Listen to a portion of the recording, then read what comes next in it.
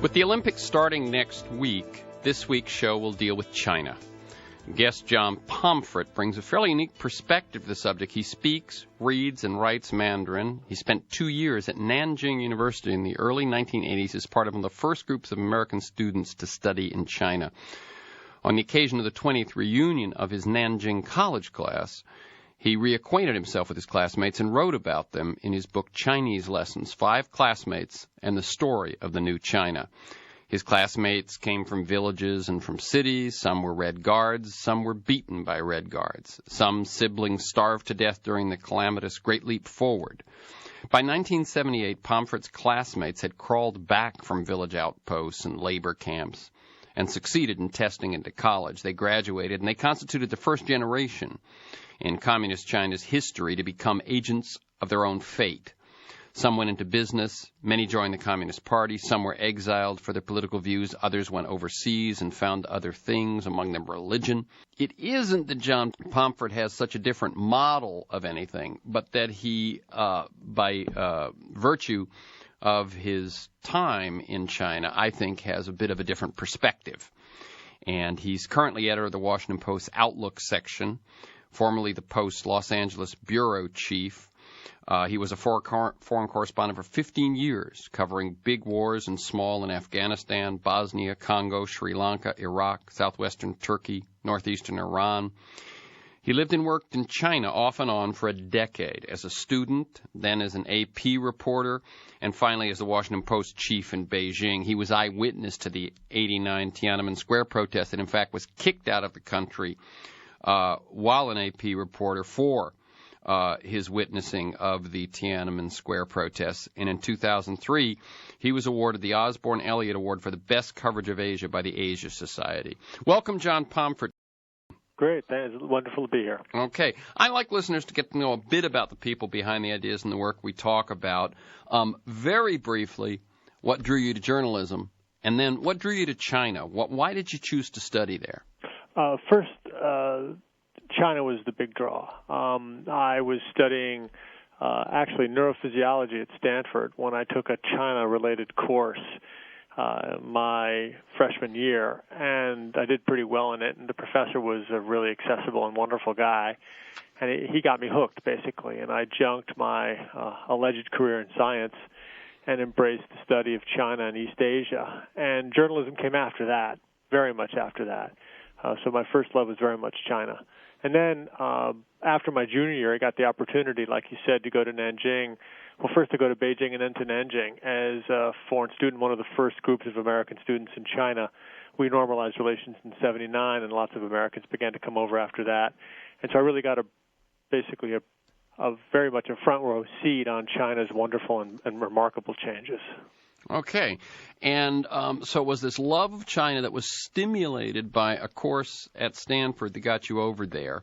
And let me jump now then to some of the things you've written recently about China, which has certainly been in the news a lot lately, with the Olympics coming up, with the Tibetan protests and so on over the last few months. And then we'll talk more specifically about the book Chinese Lessons, which, as I say, is this unique book because you actually are talking to people who were your classmates. But a couple of weeks ago, you wrote in the Washington Post, ever since I returned to the United States in 2004 from my last posting to China as the Post Beijing bureau chief, I've been struck by the breathless way we talk about that country. But is China really going to be another superpower? I doubt it. Can you expand on that? Yeah. Basically, in America, there seem to be sort of two big narratives about China. One from the left, and that is the perspective that, America's falling apart and China's going to eat our lunch. And that seems to be one controlling narrative from the left. The other narrative we get from the right is, oh, my God, look at their military. They're buying all this stuff from the Russians. They're going to eat our lunch as well. And neither side seems to understand that, like us, the Chinese have an enormous number of problems, domestic problems. They have a demographic situation that is extremely ugly. Think the one-child policy. I mean, we think of China as this place of limitless labor, but the reality is their labor force is actually shrinking. So the factory of the world in 20 or 30 years could very well no longer be the factory of the world. The other issue is that their environmental problems are enormous. And it's not just that they contribute a large percentage of particulate matter in the air of Los Angeles, but they're also causing enormous social costs in China as well. Thirdly, they have a huge political problem. At a certain point, they're going to have to liberalize politically. Are they going to be able to continue this remarkable economic trajectory with a vastly and quickly changing political system, which they're going to have to change at a certain point? What I was trying to do with the piece is to remind people that China's rise up to this point doesn't mean that rise is going to continue into the future. The graphs don't always go up. And in America, we have a tendency to think about China. We always think, well, those graphs will go up forever. But as we know in our own country, those graphs don't always go up. Right. And let me just, I'm going to rephrase a little bit what you said, but see if I've got it right, that in fact one has given them one of their biggest advantages over the last few years, which was this enormous labor force, is in fact, we see problems with that. We see demographic problems in Europe. We see demographic problems in the U.S. But what you point out is that in China, it's going to be an amazing flip. You say the elderly will balloon from 100 million people older than 60 today to 330 million by 2050, including 100 million 80 or over. But the system that's been changing from communism to capitalism neither one of them is really set up to care for them. Right. That's an enormous problem. Basically, China will become the first country on the planet that gets old before it gets rich. In America, we have Social Security, we have Medicare, we have Medicaid. Okay, they're lousy, but at least we have them. In China, less than a third of the people in the cities have any type of pension, and those pensions are really lousy. And then none of the people in the countryside, and that's 700 million plus people, have pensions at all. So the social cost of keeping those people alive is just going to be an enormous drain on China's resources. And it's problems like these that America-China watchers or Americans who look at China and are fearful of China don't really take into account when they look at this rising dragon in the east. Well, it strikes me as interesting. If you study China, that should be that the fact we've just been talking about, leaving aside the political and the environmental, should be pretty obvious. Is it that if you're using China for your purposes in a way, if you're using China to fulfill a role in your narrative, that's how come you can ignore such what I would think obvious demographic information? Well, definitely. Yeah, I think China, both from the liberal perspective and also from the more conservative perspective, is a really easy straw man to set up. So, for example, Tom Friedman writes about China as a great educational model because he wants to force the Americans to begin to, reform our educational system in the United States. Whereas people from the right who want to create an enemy or to justify large increases in Pentagon funding, China is a very easy, bogeyman to say, look, they're rising, they want to take over Taiwan, they want to have a huge submarine force, therefore we need to pour massive amounts of money into hardening Guam or to buy the latest F-22 Air Force fighter bomber. Right. Another thing you say is that, I'm going to read another quote. You say, the place remains an authoritarian state run by a party that limits the free flow of information, stifles ingenuity, and doesn't understand how to self-correct. Blockbusters don't grow out of the barrel of a gun, neither do superpowers in the age of globalization. So they've been able to carve this amazing economic growth with a few entrepreneurs harnessing this huge labor pool. But when you really need entrepreneurial creativity, their political system, you say, runs against it. What do you see happening in that regard? Well, I'm not one of these people who is predicting China's collapse. All I'm trying to argue is that we need to leave in our enthusiasm about China's indeed very remarkable rise with a dose of reality, which is that they still have an authoritarian state that keeps a damper on the free flow of information. And you cannot become a global leader in this world if you do not allow information to flow freely throughout your society. That whole section of the piece was basically a riff off the Hollywood's latest blockbuster in China, Kung Fu Panda. Right. And the Kung Fu Panda has, of course, it's a Hollywood product, but Kung Fu Panda has sparked this really interesting debate in China among sort of China's glitterati, in which they're saying, why can't we do this? This should have been our movie. Mm-hmm. And they've come to the conclusion that one of the reasons they can't do it is, well, first, they don't really have the irreverence that we have in America, but second, a panda is considered sort of China's national symbol, and the Chinese government, the party state, might not even allow China's national symbol to be made fun of like the Americans made fun of it. Even though Kung Fu Panda has done very well in China, the Chinese haven't censored it at all.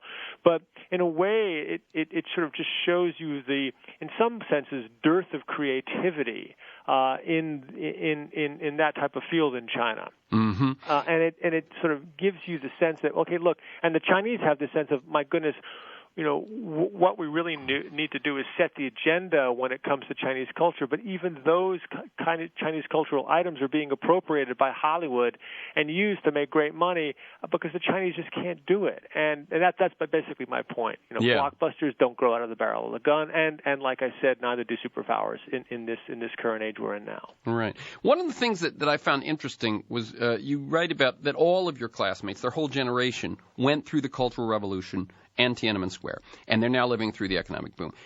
It's interesting what you say about the Cultural Revolution and its aftermath and how it shapes the people in current China and the kind of the culture in current China. Could you talk about that? Yeah, I think with the way China's studied in America, it's sliced and diced. So we have sort of the 50s, then we have the Cultural Revolution, and then we have now. And there doesn't really seem to be a continuous narrative. But the people who are running China now, which is the generation of my classmates, the folks in their mid-40s, late 40s, and early 50s, went through the Cultural Revolution.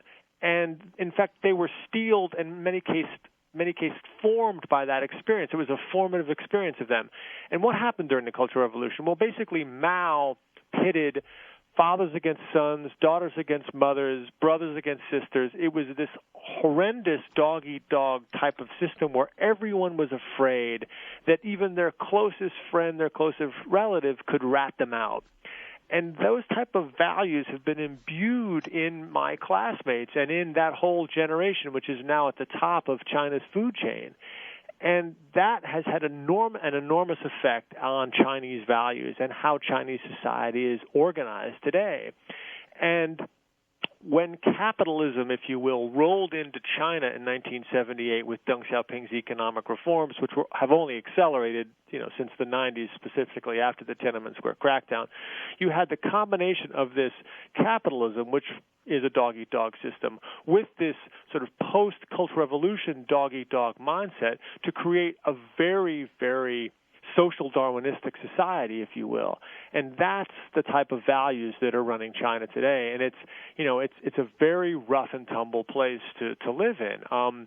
And definitely the weak do not inherit the earth in China. And it's a rough society. I mean, anyone who's ever taken a plane in China or driven a car in China knows that it's either eat or be eaten in that country. So in other words, here we have the great inequities that we've seen. We have what in terms of financial inequity, we have what I believe are a shrinking middle class that has difficulty, but we can resort to a sort of a religious or cultural sense that that at least is a tension here between rugged individualism and a community. Right. And you're saying that they're basically China was originally a very this is something that I think is worth noting too, is as old time culture is very individualistic.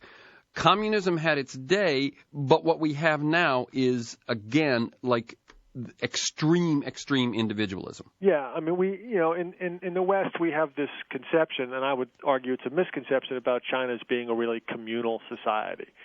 And if you use the word communal, especially in California, it's all considered, very to the good. But I mean, the China that I experienced is a China really of very, very strong individuals. Very difficult to get people to work together in teams. Something that I saw as a manager in China.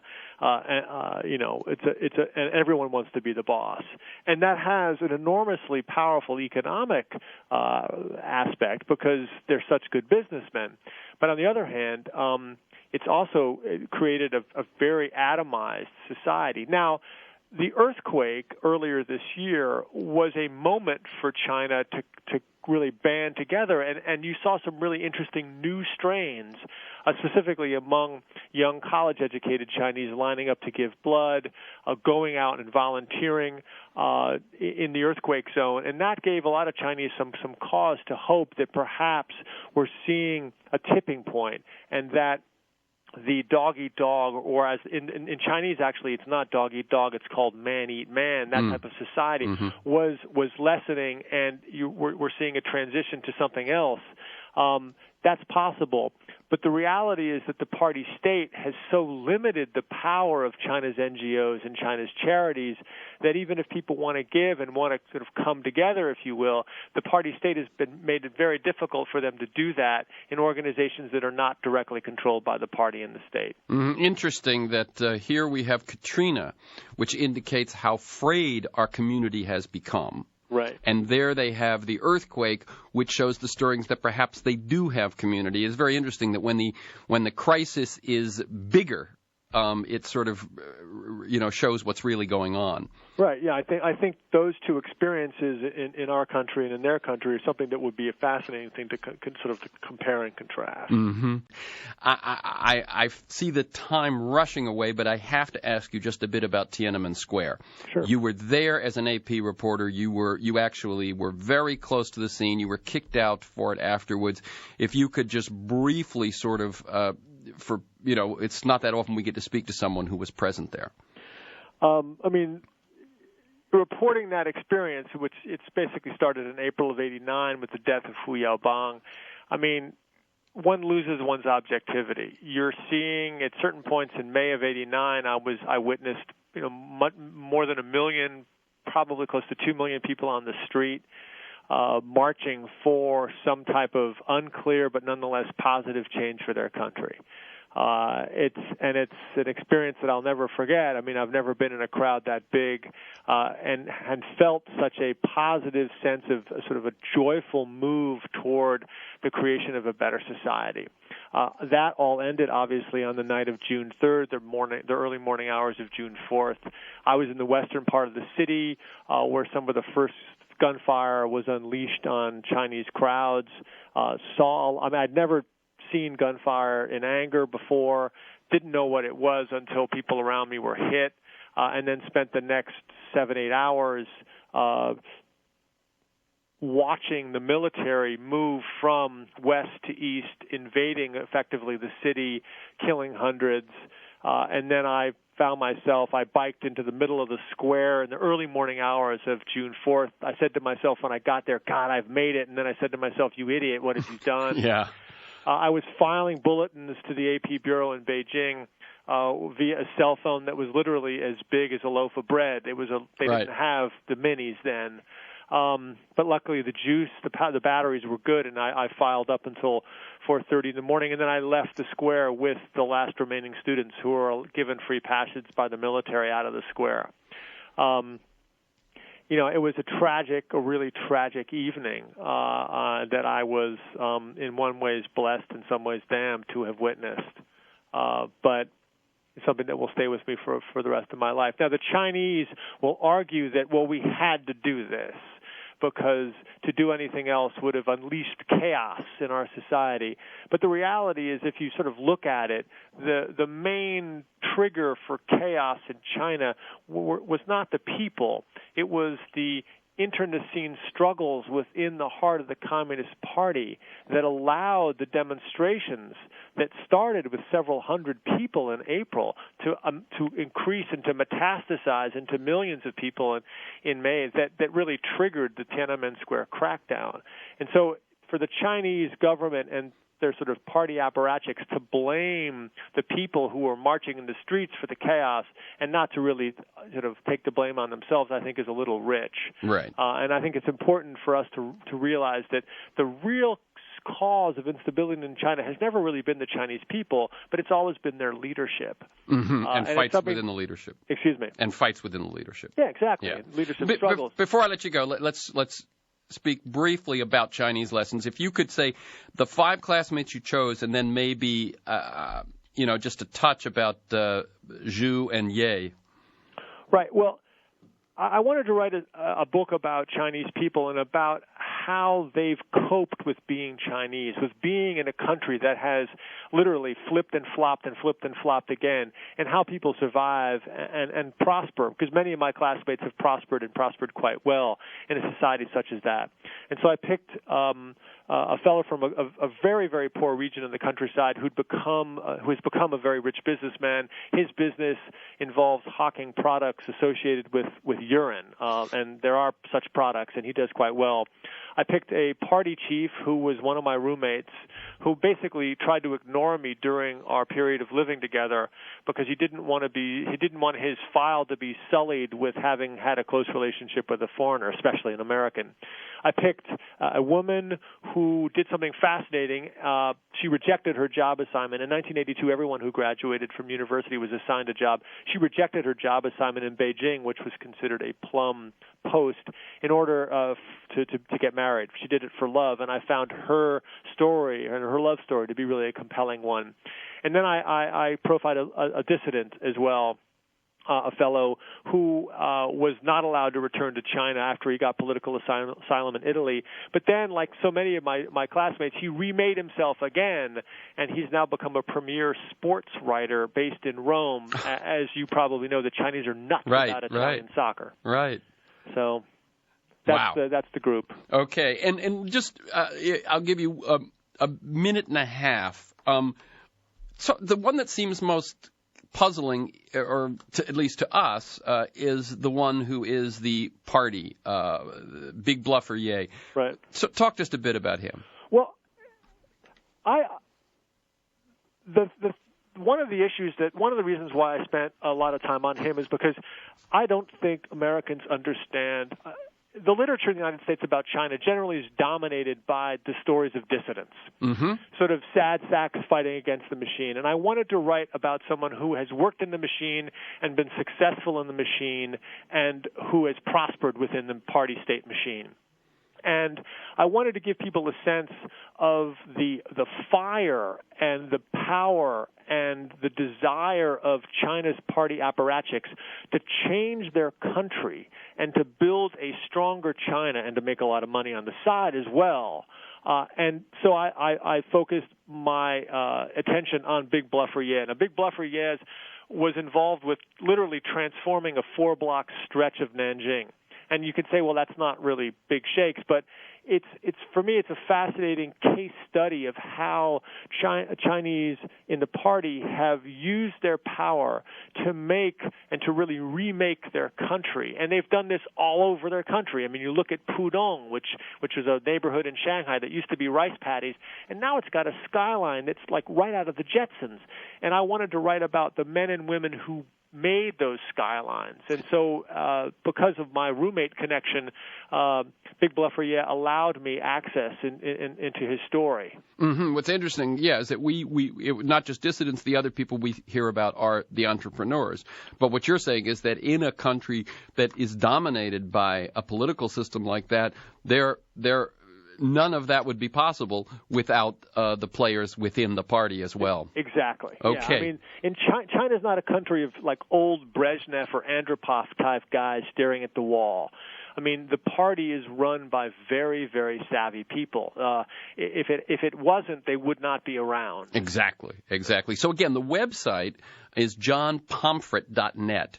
That's John and then Pomfret, Pomfret, johnpomfret.net. The book is Chinese Lessons. Thank you, John Pomfret.